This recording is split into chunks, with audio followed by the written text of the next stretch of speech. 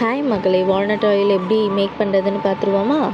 Walnut எடுத்து நல்லா grind பண்ணி கொஞ்சம் தண்ணி விட்டு நல்லா பேஸ்ட் மாதிரி கிரைண்ட் பண்ணி அதுவும் ஒரு காட்டன் துணி வச்சு ஃபில்டர் பண்ணி எடுத்தால் நம்மளுக்கு ஆயில் தான் வரும். தண்ணி மாதிரிலாம் வராது, ஆயில் மாதிரி வரும். அது ஹேருக்கு தென் ஃபேஸ்க்கு எல்லாத்துக்கும் போட்டால் அவ்வளோ பெனிஃபிட்ஸ் இருக்குது. நல்லா க்ளோயிங் குடிக்கும், டார்க் ஸ்பாட்ஸு ப்ளெமிஷஸ்ஸு எல்லாமே ரிமூவ் பண்ணும்.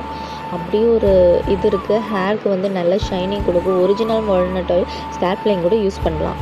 2 months வரைக்கும் ஸ்டோர் பண்ணி யூஸ் பண்ணிக்கலாம். ஹேருக்கு அண்ட் ஃபேஸ்க்குலாம் ரொம்ப நல்லது. நம்ம ஸ்டிக்ஸ் எடுத்துக்கிட்டிங்கன்னா ஹேருக்கு மட்டும்தான் யூஸ் பண்ண முடியும், ஃபேஸ்க்கு யூஸ் பண்ண முடியாது. ஆனால் இது ஃபேஸ்க்கு நல்லாவே யூஸ் பண்ணிக்கலாம்.